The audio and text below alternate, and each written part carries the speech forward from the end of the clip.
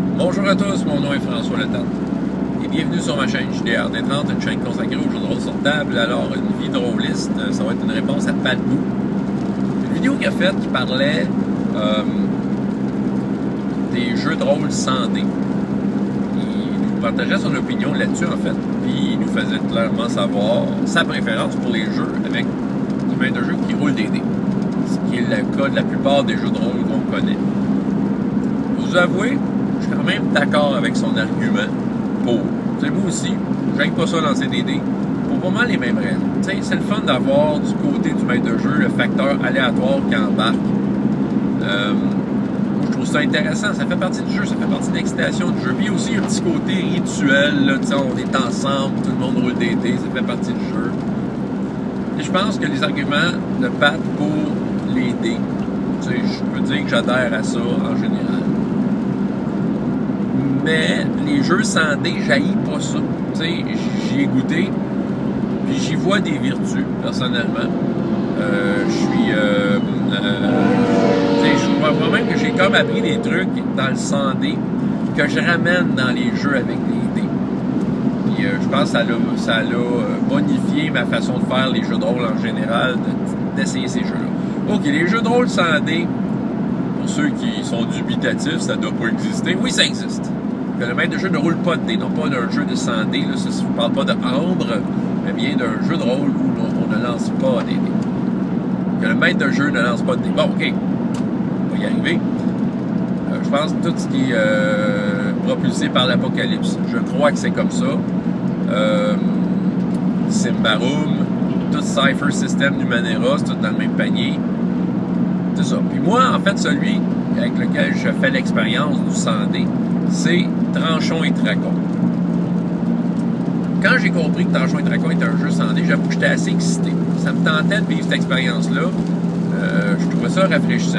C'est pas juste le 100 dés, il y a différentes mécaniques de jeu que je trouvais très rafraîchissantes dans Tranchons et Dracons. Fait que, tu sais, c'est un jeu qui m'emballait.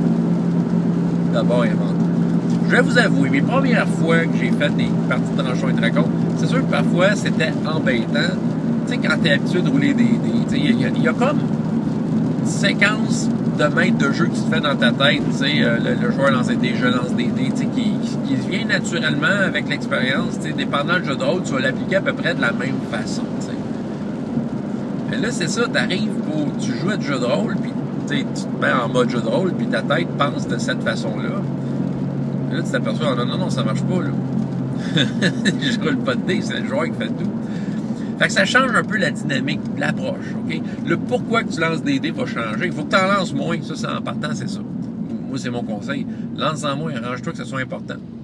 C'est parce que le destin du joueur est entre ses mains. Tu sais, il n'y a pas l'adversité qui a un côté hasardeux. Tu sais, quand tu sais que l'ennemi peut, même avec un bon jet de dés, peut être moins bon que toi, ben c'est ça, tu sais, des fois, le joueur va jouer de cette façon-là. En tout cas, tu sais, il peut prendre des risques qui font en sorte qu'il va rouler plus de dés parce qu'il sait qu'il y a...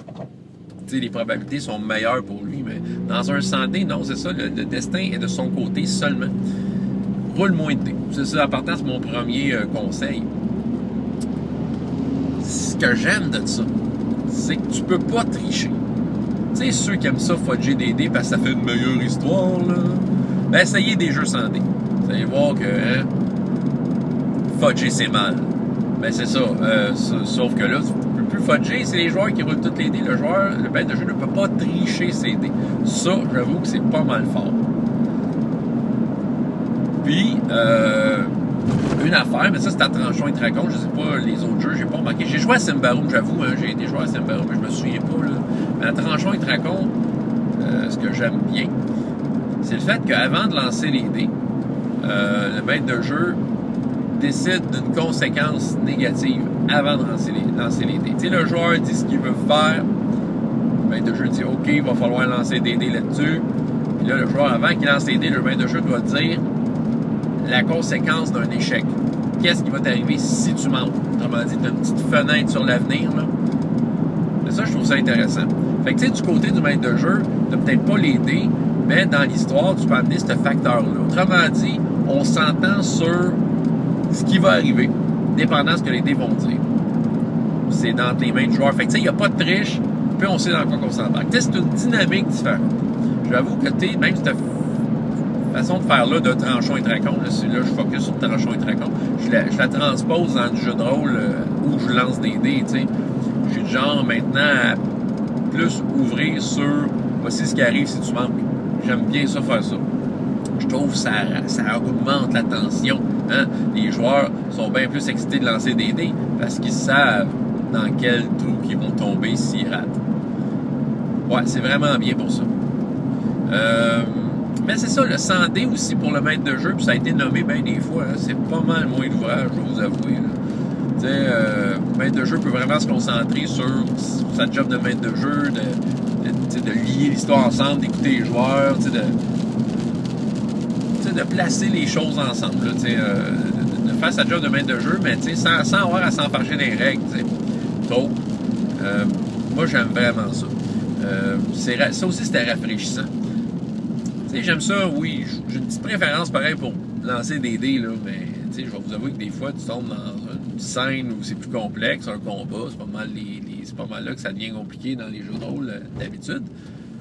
Tu fais un combat, puis à un moment donné, tu roules bien des dents derrière ton écran ou devant ton écran, peu importe, mais tu as des dés dans les mains, là, puis là, à un moment donné, tu perds un peu le fil d'histoire. Ça m'arrive des fois d'être mêlé dans mes histoires.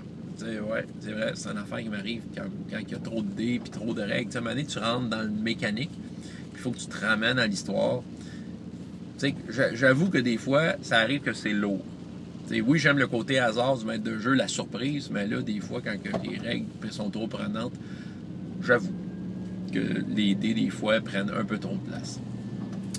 C'est le seul côté négatif que je vois, en fait. Tout ça pour dire que les jeux sans dés, moi, j'y ai goûté et j'aime bien. J'avoue qu'il y a de quoi aller à chercher là. Ça replace ta séquence de maître de jeu dans ta tête. Ta job, tu la concentres ailleurs. Puis, comme j'ai dit, j'ai comme transposé cette façon de faire-là dans le jeu de rôle où je lance des dés. T'sais. C'est ça, tes muscles de maître de jeu sont travaillés différemment. C'est comme un entraînement. C'est aller au gym pour travailler des muscles que tu ne travailles pas d'habitude. Ben, c'est un peu ça avec du jeu sans dés. Fait que c'est pour ça que je le recommande. Essayez-le. Tranchon et Tracon, il est gratuit sur Internet. Si vous voulez essayer ça, c'est un jeu qui est bien excitant. Sinon, si vous voulez de quoi de plus reconnu, j'ai nommé des gros canons. Là, veut dire Symbaroum, tout ce qui est Cypher System, puis Powered by the Apocalypse. Puis il y en a d'autres. C'est sûr, il y en a d'autres.